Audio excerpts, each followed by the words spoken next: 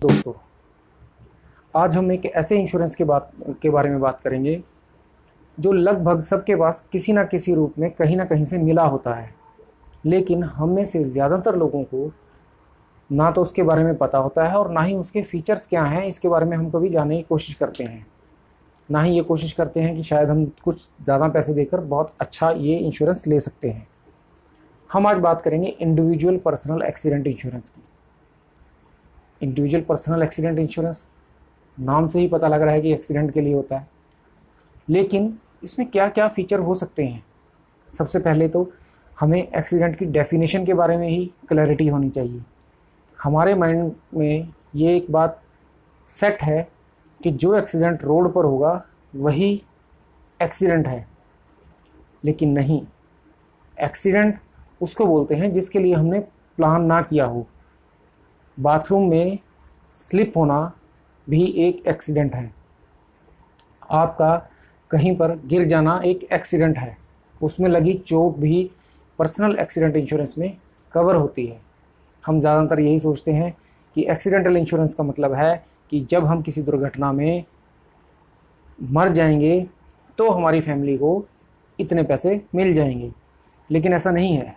Personal accident insurance में भी बहुत से कॉम्प्रिहेंसिव प्लान्स अवेलेबल हैं जो हम थोड़ा सा रिसर्च करके और थोड़े से ज़्यादा पैसे खर्च करके वो इंश्योरेंस ले सकते हैं। अब एक्सीडेंटल इंश्योरेंस में क्या क्या बेनिफिट्स हो सकते हैं।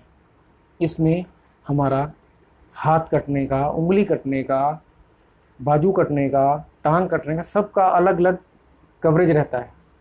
अगर किसी आदमी के पास 10 लाख रुपए का एक्सीडेंटल इंश्योरेंस कवर है, अगर वो उसने सोच समझकर अच्छी तरह ढूंढ कर लिया है तो उसमें ऐसे फीचर रहेंगे कि अगर आपका एक थंब कट जाता है तो आपको जो सम एश्योर्ड है वहाँ उसका 10% मिल जाएगा। 2 फिंगर्स कट जाती हैं तो 20% मिल जाएगा। हाथ कट जाता है तो 50% मिल जाएगा। दोनों हाथ कट जाते हैं तो 100% मिल जाएगा। ऐसे ही अलग अलग बॉडी पार्ट्स के टाइम पे कुछ नुकसान होने पर अलग अलग सम एश्योर्ड रहता है। अगर एक्सीडेंट में डेथ हो जाती है तो पूरा अमाउंट ही मिल जाता है, लेकिन इसमें जिस बात की लोगों को बिल्कुल भी जानकारी नहीं है वो है, अगर किसी व्यक्ति का एक्सीडेंट मान लीजिए 5 अप्रैल 2019 को हुआ था और उसकी जो डेथ है वो 5 अप्रैल 2020 से पहले हो जाती है और उसका कारण वो पहले वाला एक्सीडेंट होता है और ये बात डॉक्टर असर्टन कर देता है कि इसकी डेथ उस एक्सीडेंट की वजह से हुई है, तब भी वो क्लेम के लिए एलिजिबल होता है। हम में से ज़्यादातर लोग ये सोचते हैं कि एक्सीडेंट में तुरंत डेथ होने पर ही क्लेम मिलता है। ऐसा नहीं है।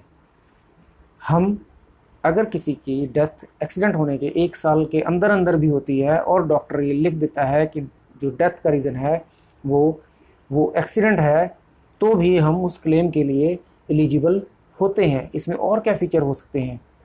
इसमें कुछ कंपनीज़, अगर कोई व्यक्ति